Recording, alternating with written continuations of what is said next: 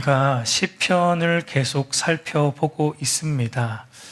표제를 보아 알듯이 이 시편 34편은 다윗이 아비멜렉 앞에서 미친 채 하다가 쫓겨나서 지은 시라고 되어 있습니다. 여러분, 아비멜렉은 사람의 이름이 아니라 블레셋 왕의 칭호입니다. 애굽 왕의 칭호가 바로이듯이 블레셋 왕의 칭호도 아비멜렉이라고 부릅니다. 이 사무엘상 21장을 보면 다윗이 사울 왕에게 쫓기다가 더 이상 도망갈 곳이 없어서 블레셋으로 피신하는 것을 보게 됩니다. 여러분, 지도를 한번 보시면 블레셋은 5방백, 그러니까 가사, 아스글론, 아스돗, 에그론, 가드, 이 5방백이 연합된 족속 국가입니다. 그 중에서 다윗은 아기스 왕이 다스리는 가드로 피신하게 됩니다. 우리 사무엘상 21장 10절을 보면 그날에 다윗이 사울을 두려워하여 일어나 도망하여 가드 왕 아기스에게로 가니라고 말합니다. 여러분, 블레셋 가드와 다윗은 아주 특별한 관계인데 좋은 쪽으로가 아니라 안 좋은 쪽으로 특별한 관계입니다. 왜냐하면 다윗이 죽인 블레셋 장수 골리앗의 고향이 가드이기 때문이죠. 그렇기 때문에 다윗과 블레셋 사람들은 원수 관계인데다가 그 중에서도 다윗이 이 죽인 골리앗의 고향인 가드 사람들은 더더욱 다윗을 미워했을 것은 분명합니다. 그런 점에서 다윗이 사울을 피해 도망간 곳이 하필 자신이 죽인 이 장수 골리앗의 고향인 가드였다라는 것이 조금 의문이기는 하지만 그만큼 또 다윗의 상황이 절박했다라는 것을 의미하는 것이겠죠. 이 아기스 왕을 찾아온 다윗을 본 이제 신하들이 이렇게 말합니다. 우리 사무엘상 21장 11절 12절 한번 같이 읽어보겠습니다. 아기스의 신하들이 아기스에게 말하되 이는 그 땅의 왕 다윗이 아니니까 무리가 춤추며 이 사람의 일을 노래하여 이르되 사울이 죽인 자는 천천히요 다윗은 만만이로다 하지 아니하였나이까 한지라. 다윗이 이 말을 그 마음에 두고 가드왕 아기스를 심히 두려워하여라고 말합니다. 그러니까 아기스 왕의 신하들이 과거 골리앗을 죽인 사건을 빗대어서 사울이 죽인 자는 천천히고 다윗이 죽인 자는 만만이다, 이스라엘 백성들이 칭송하는 이스라엘 왕이 아닌가라고 비꼬아서 말을 할 때 그 순간 이제 다윗의 마음 안에 두려움이 생긴 것 같습니다. 그래서 다윗이 그 위기를 모면하기 위해서 어떤 행동을 했습니까? 오늘 우리 표제에 나오듯이 미친 척을 한 겁니다. 우리 사무엘상 21장 13절 우리 한번 같이 읽어볼까요? 그들 앞에서 그의 행동을 변하여 수염에 흘리며 라고 말합니다. 그러니까 그 순간 다윗은 여기서 살아나가는 방법은 미친 채 해서 쫓겨나는 것밖에 없다라고 생각을 했던 것 같고, 그래서 다윗은 이제 침을 질질 흘리면서 대문짝에 몸을 이제 그적거리는 광인 연기를 한 것입니다. 여러분, 다윗이 연기의 소질이 굉장히 있었던 것 같아요. 아기스 왕이 깜짝같이 속아 넘어가죠. 우리 사무엘상 21장 14절 15절을 보면 아기스가 그의 신하에게 이르되 너희도 보거니와 이 사람이 미치광이로다. 어찌하여 그를 내게로 데려왔느냐? 내게 미치광이가 부족하여서 너희가 이 자를 데려다가 내 앞에서 미친 짓을 하게 하느냐? 이 자가 어찌 내 집에 들어오겠느냐라고 말하면서 이제 쫓아내라는 말을 하고 있는 거죠. 그래서 이제 다윗이 사실상 쫓겨나서 무사해진 거예요. 쫓겨나서 블레셋에서도 무사히 빠져나올 수 있었던 겁니다. 그리고 나서 다윗이 이제 어디로 피신을 가냐면 다시 유다 땅으로 들어오는데 아둘람 굴로 피신을 하게 됩니다. 그리고 이제 다윗이 아둘람 굴로 왔다라는 소식을 들은 그의 가족들과 또 그를 따르는 한 400여 명의 사람들이 다윗을 찾아오죠. 우리 사무엘상 22장 1절과 2절을 보면, 그러므로 다윗이 그곳을 떠나 아둘람 굴로 도망하매 그의 형제와 아버지의 온 집이 듣고 그리로 내려가서 그에게 이르렀고, 환난 당한 모든 자와 빚진 모든 자와 마음이 원통한 자가 다 그에게로 모였고, 그는 그들의 우두머리가 되었는데 그와 함께 한 자가 400명 가량이었더라 라고 말합니다. 여러분, 다윗을 이제 찾아온 한 400명 가량의 사람들은 사실상 다윗에게 별로 도움이 안 되는 사람들이었어요. 여기 보니까 이들을 어떻게 소개하고 있는지를 보면, 이들은 환난 당한 자, 빚진 자, 마음이 원통한 자들이라고 소개하고 있죠. 그러니까 환난 당하고 빚지고 마음이 원통한 자 한 400여 명이 다윗을 우두머리 삼아 따르고자 왔지만, 사실 다윗도 그들을 도울 처지가 못 되었고 그들도 다윗을 도울 처지가 되지 못하는 상황이죠. 그러니까 그런 상황 속에서 지금 다윗이 자기를 찾아온 400여 명의 환난당하고 빚지고 이 원통한 자들 앞에서 설교한 내용이 바로 오늘 우리가 읽은 시편 34편입니다. 그리고 그 날의 설교 주제는, 설교 제목은 여호와의 선하심을 맛보아 알지어다 라는 것이었습니다. 여러분, 다윗이 겪은 이 일과 처한 상황만 놓고 보면 조금 더 선해 보이는 것은 사실상 없습니다. 다윗은 살고자 미친 채 하며 도망 나와야 하는, 그러니까 굉장한 수치를 당했습니다. 그리고 그와 같은 동일한 상황에 놓여 있는 환난 당한 자들 앞에서 다윗이 뭐라고 설교하냐면, 하나님은 언제나 선하시다. 그것은 우리가 처한 상황이 어떠하든지 변함없다. 하나님은 그 자체로 선하시다. 그러므로 우리는 항상 하나님의 선하심을 찬송하고 항상 선하신 하나님만을 자랑해야 한다라는 설교를 하고 있는 것입니다. 여러분, 사실 다윗이 블레셋으로 피신했던 것은 엄밀하게 보면은 다윗의 불신앙 때문이었습니다. 그 이유는 다윗이 하나님보다 누구를 더 두려워했기 때문입니까? 하나님보다 사울 왕을 더 두려워했기 때문에 다윗이 블레셋으로 피신을 한 거예요. 우리 사무엘상 21장 10절을 보면 이렇게 말하죠. 그날에 다윗이 사울을 두려워하여 일어나 도망하여 가드왕 아기스에게로 가니라고 말합니다. 여러분, 이 사무엘상 21장 앞선 문맥을 보시면 다윗이 사울을 피해서 제사장들이 모여 사는 높 지역으로 도망을 갑니다.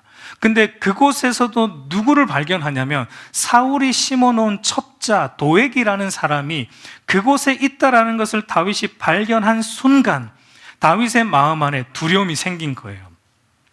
사울이 이스라엘 전역에 이와 같이 첩자를 심어 놓은 것 같은 이제 생각이 든 겁니다. 그러니까 이스라엘 영토 안에는 이 사울을 피해 숨을 곳이 이제는 없겠구나라는 사울에 대한 두려움이 다윗의 마음속에 가득히 들어오니까 그가 이제 이스라엘을 떠나 블레셋으로 도망을 가게 된 겁니다. 그러니까 결국 다윗이 블레셋으로 도망을 간 것은 하나님보다 사울을 더 두려워했기 때문이었다라는 것을 우리는 알 수 있습니다. 그 결과가 뭐였냐면 안전이 보장되진 않았어요. 사울을 피해서 이스라엘을 벗어나서 블레셋으로 갔지만 오히려 그곳에서도 위험이 도사리고 있었습니다. 아니, 그곳에서는 오히려 수치를 당해야 했습니다. 미친 척을 해야 하는 수치를 겪어야 했습니다. 그러니까 하나님을 온전히 의지하지 못했던 결과가 수치였다라는 거예요. 그럼에도 여러분, 하나님은 다윗을 아기스 왕의 손에서 벗어나게 해 주셨습니다. 수치는 다윗의 불신앙, 다윗의 죄로 인한 것이라면 건짐은 하나님의 조건 없는 은혜로 다윗에게 임했다라는 것을 다윗이 경험을 한 겁니다. 이것이 바로 여호와는 언제나 선하시다라는 주제의 시편 34편을 쓰게 된 계기가 된 거예요. 다윗은 자기 불신앙으로 수치를 당하는 그 순간에도 하나님이 자신을 건져주시는 선하신 하나님이심을 몸소 경험했기 때문에 이 아둘람 동굴로 찾아온 400여 명의 환난 당한 자들과 함께 나와 함께 선하신 하나님을 찬양하자, 그분은 선하시다, 그분을 감사함으로 그분을 예배하자라고 다윗이 굴 속에서 함께 이들과 예배 드리고 있는 현장이 바로 시편 34편입니다. 그래서 여러분, 시편 34편은 크게 두 부분으로 나눌 수 있는데 1절부터 10절까지가 찬양입니다. 그리고 11절부터 22절까지는 설교라고 볼 수 있습니다. 여러분, 예배, 우리가 드리는 예배에도 중요한 요소가 찬양과 설교이듯이 이 시편 34편도 절반은 찬양이고 절반은 설교로서 아둘람 성전에서 드려졌던 예배라고 볼 수 있습니다. 여러분, 과거에 환난당한 다윗과 400여 명의 성도들이 아둘람 성전에서 선하신 하나님을 예배하며 누렸던 이 감격과 은혜가 오늘 이 알곡 성전에서 선하신 하나님을 예배하는 저와 여러분에게도 임하기를 간절히 소망합니다. 여러분, 다윗은 먼저 찬양으로 시작을 합니다. 1절을 보면은 내가 여호와를 항상 송축하며 내 입술로 항상 주를 찬양하리이다 라고 말합니다. 여기 보면 유심히 봐야 될 단어가 항상이라는 말이에요. 항상이 2번 반복되죠. 우리 한글 성경은 똑같이 항상이라고 번역을 했지만 원문을 보면은 사실 좀 의미가 다릅니다. 첫 번째 나오는 항상은 어떤 의미냐면 어떠한 순간에도, 모든 순간에도라는 의미이고, 두 번째 나오는 항상은 지속적으로, 계속해서라는 의미예요. 그러니까 원문을 직역하면 이렇습니다. 내가 여호와를 어떠한 순간에도 송축하며 내 입술로 주를 계속해서 찬양하리이다 라는 말입니다. 무슨 말입니까? 그러니까 내가 처한 순간이 어떠하든지 그것이 좋은 순간일 수도 있고 아니면 불행한 순간일 수도 있는데, 내가 처한 상황이 어떠하든지 나는 상관없이 하나님을 송축할 것이다, 그리고 그것을 계속할 것이다 라고 다윗은 찬양하고 있는 겁니다. 여러분, 다윗의 상황을 본다면 지금 어떤 상황입니까? 사울에게 쫓기고 있는 상황이죠. 그리고 조금 전에 어떤 일을 겪었어요? 미친 척하는 엄청난 수치스러운 일도 겪었습니다. 경험했습니다. 그러니까 솔직히 말하면 지금 다윗의 입에서 찬양이 나올 만할까요? 솔직히 말하면 다윗의 입에서 사실 찬양이 나올 수 없는 상황인데, 그러니까 상황만 놓고 보면 그런데 다윗은 고백합니다. 이러한 순간에도 나는 하나님을 찬양하겠다. 좋을 때만 찬송하겠다는 게 아닙니다. 다윗은 감사할 만할 때만 찬송하겠다라는 게 아니에요. 불행한 순간에도, 우리가 보기에 불행한 순간에도, 수치를 당하는 그런 순간일지라도 나는 하나님을 찬송하겠다. 지속해서 그 하나님을 나는 찬송하겠다. 왜 그렇습니까? 왜 그렇습니까? 다윗이 무엇을 경험했습니까? 자기를 향한 하나님의 선하심과 인자하심이 변함없다라는 것을 경험했어요. 자기를 향한 하나님의 선하심이 끝이 없다라는 것은 다윗은 경험했기 때문에 그렇습니다. 그래서 다윗은 자기가 경험한 하나님의 선하심을 여러 가지 어떤 표현으로 묘사를 하는데 4절과 5절을 보면 나의 간구에 응답하여 주신 하나님, 내 모든 두려움에서 건져 주신 하나님, 부끄럽지 않게 하여 주신 하나님이라고 표현하면서 하나님의 선하심을 묘사하고 있고, 7절, 6절과 7절도 보면 나의 부르짖음을 들어주신 하나님, 모든 환난에서 구원하여 주신 하나님, 나를 천사로 둘러 진치심으로 또 모든 고난에서 건져 주신 하나님이다라는 표현으로 하나님의 선하심을 묘사하고 있는 것을 보게 됩니다. 근데 여러분, 여기서 중요한 것은 뭐냐면 하나님이 이렇게 다윗을 건져주시고 지켜주시고 보호해 주시는 이유가 무엇인가? 다윗이 하나님 앞에 뭔가 잘했기 때문이 아닙니다.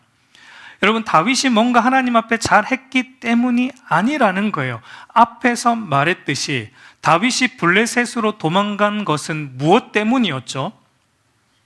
다윗의 불신앙 때문이었습니다. 하나님을 의지하지 못하고 사울을 두려워했던 다윗의 불신앙 때문에 블레셋으로 갔고, 그리고 다윗의 불신앙 때문에 그와 같은 부끄러움, 수치를 경험했는데, 그럼에도 하나님은 다윗을 건져주셨고, 다윗을 그 어려움 중에서도 보살펴 주셨고 건져 주신, 그러니까 하나님의 전적인 은혜로 말미암았다라는 것을 다윗은 고백하는 것입니다.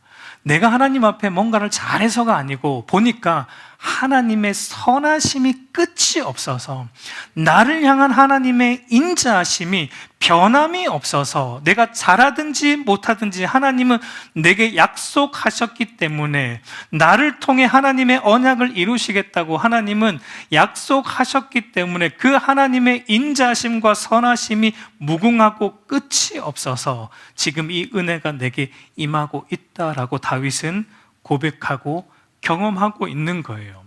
그래서 여러분, 동일한 배경 가운데 쓰여진 시편이 또 있거든요. 시편 57편인데 거기에도 이런 고백을 합니다. 시편 57편 9절과 10절을 보면 우리 한번 같이 읽어보겠습니다.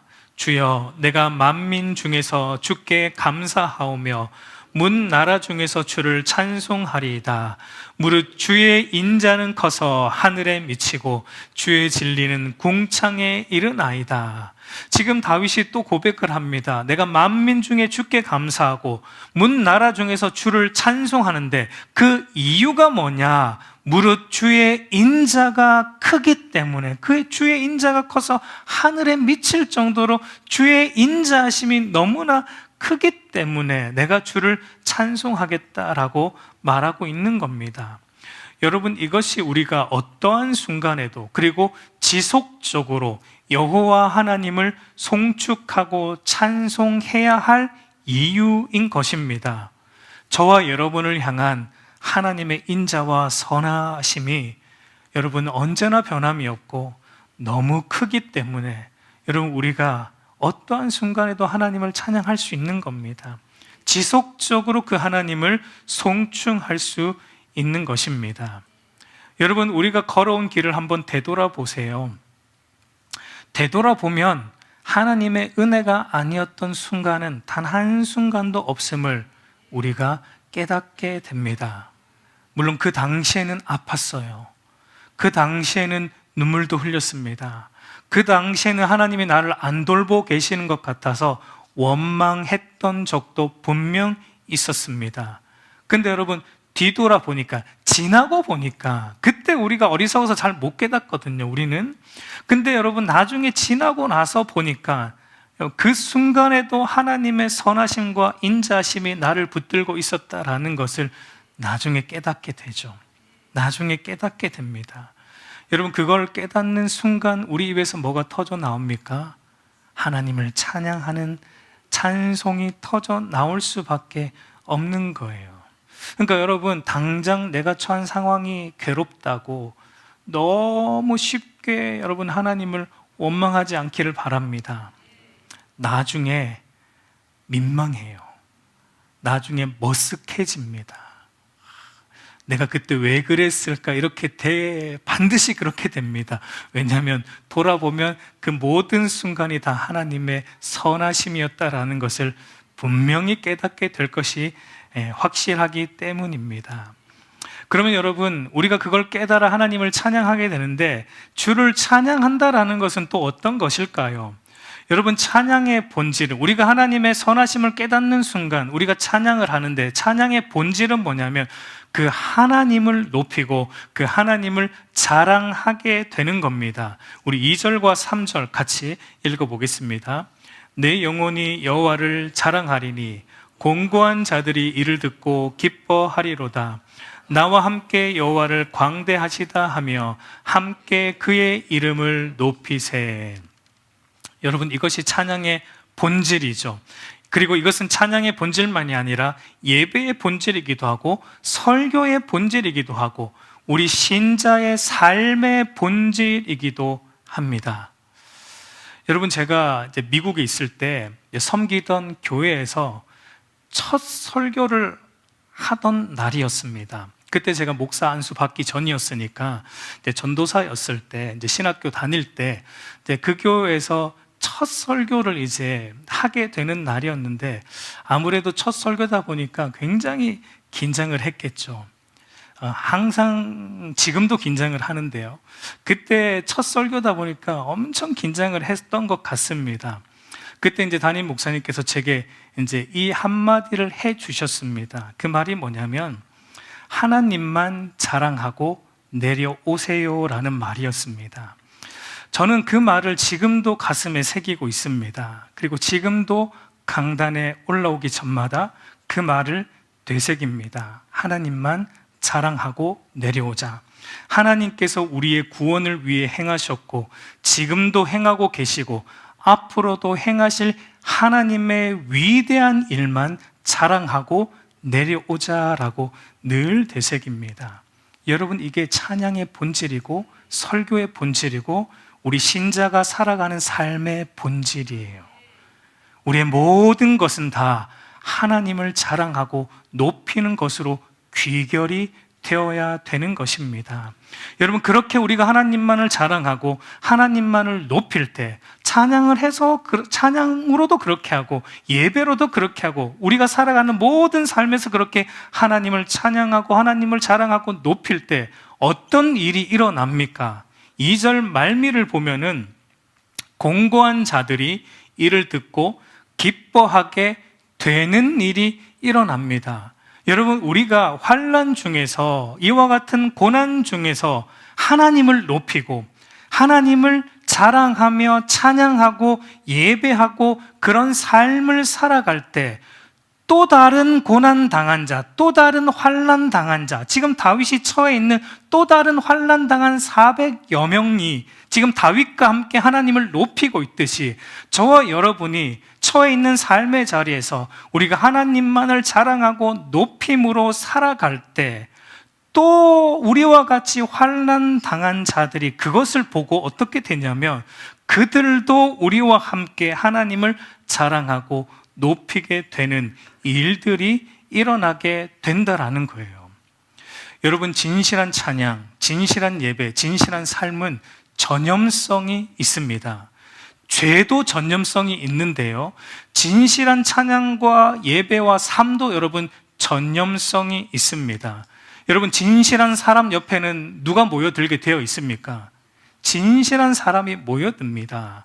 진실하게 하나님을 찬양하는 사람 옆에는 진실하게 하나님을 찬양하는 사람이 모이게 되어 있습니다. 진실하게 하나님을 예배하는 사람 옆에는 진실하게 하나님을 예배하는 사람들이 모이게 되어 있습니다. 그러니까 저와 여러분 곁에 어떤 사람이 모이는가 한번 유심히 보세요. 그게 지금 내 삶의 현 주소와 같습니다. 저와 여러분의 주변에 하나님을 높이는 자들이 모여드는 은혜가 있기를 소망합니다.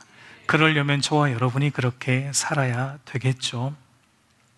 여러분, 아둘람 굴에 모인 400여 명의 성도들과 함께 하나님을 이제 찬양했던 다윗이 이제 본격적으로 설교를 하는데 그 설교의 주제는 이것입니다. 우리 8절 다 같이 읽겠습니다. 너희는 여호와의 선하심을 맛보아 알지어다. 그에게 피하는 자는 복이 있도다. 아둘람 굴의 설교 주제는 여호와의 선하심을 맛보아 알라는 것입니다. 여러분, 다윗이 이 말을 자세히 보면은 다윗이 이렇게 말할 수도 있어요. 하나님은 선하시다. 그냥 이렇게 서술형으로 하나님은 선하시다라고 충분히 설교할 수 있고 말할 수 있었는데, 근데 다윗은 그렇게 말하지 않고 너희는 여호와의 선하심을 맛보아 알라라고 권면하고 있고 또 강권하고 있는 표현으로 말하고 있는 것을 보게 되는데, 왜 다윗이 그렇게 말할까요? 여호와는 선하시다라고 말하지 않고 너희는 여호와의 선하심을 맛보아 알라라고 강권하고 있는 이유가 무엇일까요? 여러분, 그 이유는 뭐냐면 신앙이라는 것은 관념이 아니라 경험되어야 하는 것이기 때문입니다. 여러분, 참된 신앙은 머리의 이론으로 머물지 않고 이 머리에 있는 하나님의 선하심이 우리의 가슴으로 내려와야 돼요. 가슴을 뛰게 만들어야 돼요. 하나님이 선하시다라는 이 말만 떠올리고 생각해도 가슴 속에서 여러분 벅차야 되고 감격이 올라와야 되고 심장이 여러분 뛰어야 되는 겁니다. 그리고 그렇게 감격한 것이 결국 손과 발로 순종하게 하는 실제적인 경험이기 때문에 그렇습니다. 죄송합니다, 여러분. 이 하나님의 선하시다라는 이 표현이 제 개인적으로는 제 심장을 뛰게 하는 표현이에요. 그 어떤 표현보다 이 하나님이 선하시다라는 이 표현이 제게는 가장 은혜되는 표현이기도 합니다. 여러분, 우리가 흔히 맛집을 알고 있으면 어떻게 합니까?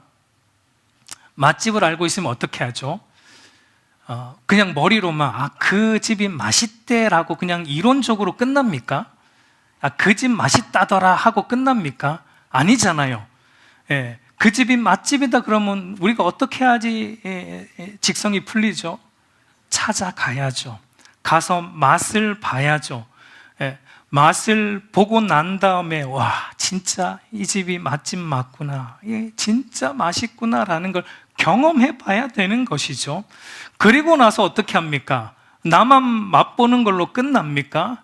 어떻게 하죠? 관건하죠. 다른 사람들에게 그 집 너무 맛있더라, 한번 가서 먹어봐라, 너무 맛있더라, 그 집 진짜 맛있다, 한번 가서 꼭 먹어보라, 한번 나중에 같이 가자, 나와 함께 같이 가서 그 맛 좀 보자라고 권하지 않습니까? 여러분, 다윗이 지금 그와 같은 일을 하고 있는 거예요. 다윗은 이 하나님의 선하시다라는 것이 머리에 머물러 있는 사람이 아니었어요. 그는 경험한 사람이에요. 그는 쫓겨다니면서 경험을 한 거예요. 사울에게 쫓겨다니면 상황에서 자기 불신으로 인해 블레셋에 도망가서 그 가드 아기스 왕 앞에서 미친 채 해야 되는 비참한 상황 속에서 하나님의 선하심을 그는 경험한 겁니다. 불신 때문에 수치를 당하는 순간에도 하나님의 선하심으로 나를 붙들어 주시고 건져 주시고 또 나오게 하시는 이 하나님의 선하심을 다윗은 곳곳에서 경험하고 맛보고 있었습니다. 그리고 그 하나님의 선하심이 다윗의 가슴을 뛰게 만들었어요. 그래서 다윗의 손과 발은 가만히 있을 수가 없었습니다. 그는 손을 들어 하나님을 송축합니다. 그는 손을 들어 하나님을 예배하고 있는 것입니다. 그리고 손을 들어 다른 이들에게 관건합니다. 나와 함께 이 하나님의 선하심을 맛보지 않겠냐라고 400여 명의 사람들에게 너희들도 이 하나님의 선하심을 한번 맛보아라, 꼭 맛보길 원한다. 전부 환난 당한 자들이 모여 있잖아요. 이 환난 당한 자들에게 다윗이 말하는 거예요. 너희도 그 환난 중에서도 우리를 붙드시는 하나님의 선하심을 꼭 맛보고 경험해 보아라. 그러면 너희의 가슴이 뛸 거다. 그리고 너희도 나처럼 손과 발로 하나님을 찬양하게 될 것이고 하나님께로 피하게 될 것이고 하나님 뜻대로 살아가게 될 것이다 라고 설교를 하고 있는 것입니다. 여러분, 우리가 정말 맛있는 집 한번 갔다 오면 그걸로 끝납니까? 또 가고 싶잖아요. 또 가서 한번 또 먹어보고 싶잖아요. 그래서 또 그 맛을 경험해 보고 싶잖아요. 그러니까 하나님의 선하심을 맛본 자는 이 머리에 머물러 있지 않고 가슴을 뛰게 하고 손발로 그 선하심을 경험하고 맛본 자는 또 어떻게 합니까? 그거 또 맛보고 싶기 때문에 또 어디로 가요? 또 하나님께로 피하는 거예요. 다윗이 그 말을 하고 있는 거예요. 그러니까 여러분, 참된 신앙은 늘 선순환이 이루어져요. 하나님의 인자와 선하심을 우리가 살아가는 모든 삶의 자리에서 맛보고 경험하는 사람은 하나님께 나오게 되어 있습니다. 하나님께 피하게 되어 있어요. 하나님께 나와 기도하게 되어 있어요. 하나님께 나와 예배하게 되어 있어요. 하나님께 나와 찬양하게 되어 있어요. 그런 자가 또 하나님의 인자와 선하심을 맛보는 거예요. 이게 여러분 선순환이 계속 일어나는 겁니다. 저와 여러분 안에 이런 참된 신앙의 선순환이 계속 일어나는 은혜가 있기를 소망합니다. 여러분, 하나님의 선하심은 언제나 먹어도 배부르지 않습니다. 언제나 먹어도 살찔 염려도 없습니다. 계속 먹으세요, 여러분. 계속 먹으세요. 끝이 없습니다. 그것은 먹으면 먹을수록 우리를 살리는 참된 생명의 양식인 것입니다. 여러분, 그렇게 계속 하나님의 선하심을 맛보고 하나님께 피하는 것은 다른 말로 표현하면 하나님을 경외하는 것이다 라고도 말할 수 있습니다. 우리 9절과 10절 한번 같이 읽어보겠습니다. 너희 성도들아, 여호와를 경외하라. 그를 경외하는 자에게는 부족함이 없도다. 여호와를 찾는 자는 모든 좋은 것에 부족함이 없으리로다 라고 말합니다. 이 하나님의 선하심을 경험한 자는 하나님을 경외하는 자입니다. 그리고 하나님을 경외하는 자는 모든 좋은 것에 하나님이 부족함이 없게 하심을 또 경험하는 자입니다. 근데 여기서 여러분, 하나님이 모든 좋은 것으로 우리를 부족함이 없게 하신다라고 할 때 모든 좋은 것은 어떤 것입니까? 우리가 생각하기에 좋은 것은 일단 아니라는 것을 알아야 돼요. 맞을 수도 있고 아닐 수도 있습니다. 그러니까 여기서 말하는 모든 좋은 것은 하나님 보시기에 좋은 것입니다. 그러니까 하나님을 경외하는 자는 하나님 보시기에 좋은 것으로 부족함이 없게 채워주신다라는 거예요. 주기도문으로 말하면 하늘에서 하나님의 뜻이 이루어진 것처럼 우리의 삶에도 하나님의 뜻이 이루어지게 해주신다라는 의미입니다. 예수님의 기도로 본다면 내 뜻대로 마시고 아버지의 뜻대로 이루어지게 해주신다라는 것입니다. 여러분, 우리가 구하는 모든 것이 다 아버지의 뜻과 부합하지 않습니다. 할 수도 있고 안 할 수도 있어요. 그러나 하나님은 그 모든 간구를 하나님의 뜻으로 바꾸어 우리에게 좋은 것으로 주시는 선하신 분이다라는 것을 말하고 있습니다. 여러분, 그러면 이 하나님을 경외한다는 건 또 어떤 것인가? 우리 11절을 보면 다윗이 이렇게 이제 이들에게 설교하는데, 너희 자녀들아 와서 내 말을 들으라. 내가 여호와를 경외하는 법을 너희에게 가르치리로다. 여호와를 경외하는 것이 도대체 어떤 것인지 내가 너희에게 가르쳐 주겠다. 내가 너희에게 지금 설교하는데 여호와 경외하는 것이 무엇인가? 13절, 14절에서 이렇게 말합니다. 같이 읽습니다. 혀를 악에서 금하며 악을 버리고 선을 행하며 화평을 찾아 따를지어다.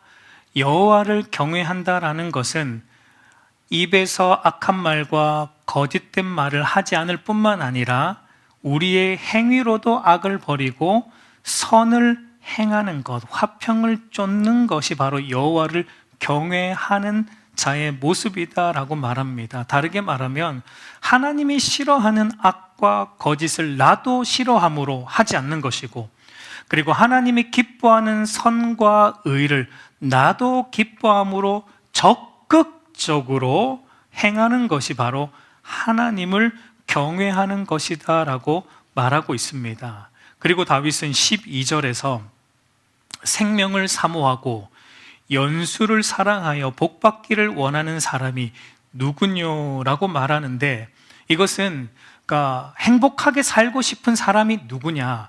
복 있게 살고 싶은 사람은 도대체 어떤 사람이냐?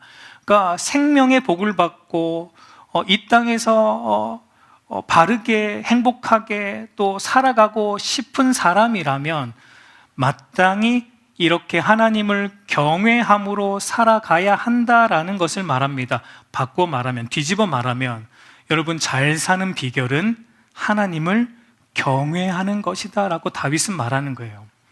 너희가, 이 400여 명의 사람들에게 다윗이 말하는 거예요. 너희가 복 받고 싶니? 너희가 행복하게 살고 싶니? 그러면 너희가 하나님을 경외해야 돼. 거짓에서 떠나야 되고 악을 멀리해야 되고 하나님이 기뻐하는 선과 의를 쫓아 화평을 쫓아 살아가는 것이 복받는 삶이다. 그것이 행복한 삶이고 인간답게 사는 삶이다라고 다윗이 말하고 있습니다. 왜 그런가? 그 이유를 다윗은 15절 이하에서 그 이유를 어떻게 설명을 하냐면 두 사람을 대조함으로 설명합니다. 한 사람은 의인이고 한 사람은 악인입니다. 한 사람은 하나님을 경외하는 사람이고 한 사람은 하나님을 경외하지 않는 사람이에요. 대조합니다. 한마디로 하나님을 경외하는 자, 곧 의인은 하나님께서 죄에서 속량하여 주심은 물론이고 그들의 기도를 들어주실 것이고 모든 고난에서 건져 구원하여 주실 것이지만 하나님을 경외하지 않는 악인은 그들이 행하는 악이 그들을 망하게 할 것이고 하나님이 그들을 악 가운데 내버려 두심으로 결국 그들은 멸망하게 될 것이 때문이다라고 말하고 있습니다. 여러분, 이 땅에서 겪는 가장 무서운 심판이 무엇일까요? 이 땅에서 겪을 수 있는 가장 무서운 심판이 무엇일까요? 여러분, 그것은 하나님의 무관심이에요. 하나님의 내버려 두심. 이것이 여러분, 이 땅에서 겪을 수 있는 가장 무서운 심판입니다. 그러니까 여러분, 세상에서 제일 불쌍한 사람이 누구입니까? 죄 가운데서 살아가고 있는데 하나님이 내버려 두는 사람.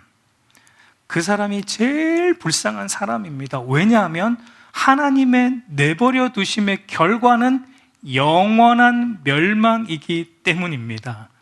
그러면 여러분, 가장 복받은 사람은 누구입니까? 이 세상에서 가장 행복한 사람은 누구입니까? 하나님이 내버려 두지 않는 인생입니다. 19절을 우리 같이 읽어보겠습니다. 의인은 고난이 많으나 여호와께서 그의 모든 고난에서 건지시는도다. 여러분, 여기서 의인에게는 뭐가 많다고 말하죠? 의인에게는 고난이 많다라고 말합니다. 여러분, 우리는 솔직히 말하면 이런 말씀은 좀 성경에서 없으면 좋겠다 이런 생각이 좀 우리 인간적으로는 들죠. 의인에게는 고난이 많다가 아니라 의인에게는 평탄만이 있다, 뭐 이렇게 성경이 쓰여져 있으면 참 우리에게는 좋을 것 같은데 여러분, 성경은 그렇게 말하지 않습니다. 하나님을 경외하는 의인에게는 오히려 고난이 많다라고 성경은 말합니다. 여러분, 이걸 제가 바꾸어 표현을 해볼게요. 의인에게는 하나님의 관심이 많다라는 표현입니다. 하나님의 자녀에게 임하는 고난은 하나님께서 내버려 두지 않는다는 하나님의 관심 표현입니다. 여기에 여러분, 행복의 역설이 있습니다. 그러니까 다윗이 말하는 행복은 고난이 없는 평탄한 환경과 상황이 아닙니다. 우리는 그런 행복에 대한 관념을 가지고 있어요. 세속적인 행복이죠. 행복이라 그러면 그저 좋은 것만 행복이고, 행복이라 그러면 그저 우리의 삶이 평탄한 것만 행복이다라고 우리는 세속적인 행복에 대한 관념이 우리 안에 꽉 차 있는데, 여러분, 성경은 우리에게 그렇게 말하지 않아요. 행복은 고난 속에서 하나님의 선하심을 맛보는 것이다 라고 오늘 다윗은 그렇게 행복을 정의하고 있는 겁니다. 행복은 고난 속에서도 하나님이 나를 붙들고 있는 것을 경험하는 것이고, 그래서 결국 그 하나님의 선한 뜻대로 모든 것을 합력하여 선을 이루신다라는 것을 경험하는 것이 다윗이 말하는 행복입니다. 여러분, 우리가 처한 환경에 따라 하나님과 나의 관계가 좌지우지 되는 것은 바른 신앙은 아니에요. 내가 처한 환경이 좋을 때는 하나님이 선하시다라고 말하고, 내가 처한 환경이 아비멜렉 앞에서 미친 척 해야 하는 이런 수치를 당해야 하는 순간이면 하나님은 좀 안 선하시다라고 말하는 것은 참된 신앙이 아니라는 거죠. 하나님의 선하심을 고난의 순간에도 항상 맛보고 지속적으로 경험되는 것이 참된 신앙이고, 그것이 행복이다라고 다윗은 오늘 설교하고 있는 것입니다. 이제 말씀을 맺고자 합니다. 오늘 여러분, 우리의 모습은 어떠합니까? 여러분, 우리는 언제 하나님의 선하심을 맛보고 경험합니까? 우리는 언제 하나님을 찬양합니까? 좋을 때입니까? 감사할 만한 때입니까? 물론 그런 때도 해야죠. 그러나 여러분, 상황적으로 찬양할 수 없고, 상황적으로 하나님의 선하심을 조금도 느낄 수 없는, 겉으로 볼 때 하나님의 선하심을 조금도 느낄 수 없는 고난의 깊은 수렁에서는 어떻습니까? 그러한 때에도 나를 향한 하나님의 인자와 선하심이 변함이 없고 무궁하다라는 것을 맛보며 찬양할 수 있어야 하는 것입니다. 여러분, 우리는 어떤 삶의 자리에 있습니까? 여러분, 저와 여러분이 당하는 고난이 하나님의 영광을 가리지 않습니다. 우리가 망한다고 하나님의 영광이 가려지지 않습니다. 고난이 우리의 삶을 불행하게도 만들지 못합니다. 우리의 삶이 좀 망한다고 해서, 안 좋다고 해서 우리의 삶을 불행하게 만드는 것도 아니에요. 그건 여러분, 세상이 만들어 놓은 프레임이에요. 거짓된 프레임이에요. 우리가 그 프레임에서 나와야 됩니다. 여러분, 고난의 자리에서 우리가 하나님의 선하심을 맛보지 못하는 것이 하나님의 영광을 가리는 것이고 우리의 삶을 불행하게 만드는 거예요. 고난의 자리에서 하나님을 찬양하지 못하는 것이 하나님의 영광을 가리는 것이고 우리의 삶을 불행하게 만드는 것입니다. 여러분, 고난의 자리는 하나님의 선하심을 맛보는 최고의 맛집임을 아시기를 바랍니다. 고난의 자리는 하나님을 경외하는 법을 배우는 최고의 영적 학교임을 깨달을 수 있기를 간절히 소망합니다. 저와 여러분의 삶에 찾아오는 고난을 통해 하나님의 선하심을 맛보고 그 선하신 하나님을 기뻐함으로 자랑하고 기뻐함으로 찬송하고 하나님의 영광을 드러내므로 우리 주변에 있는 또 고난당한 자들이 그런 우리를 보고 하나님께로 몰려드는 은혜가 저와 여러분의 삶에 일어나기를 소망합니다. 그게 여러분 축복의 통로가 되는 비결이에요. 그게 여러분 하나님이 아브라함에게 약속하신 만방이 복이 되게 하겠다는 모습이 그런 모습이에요.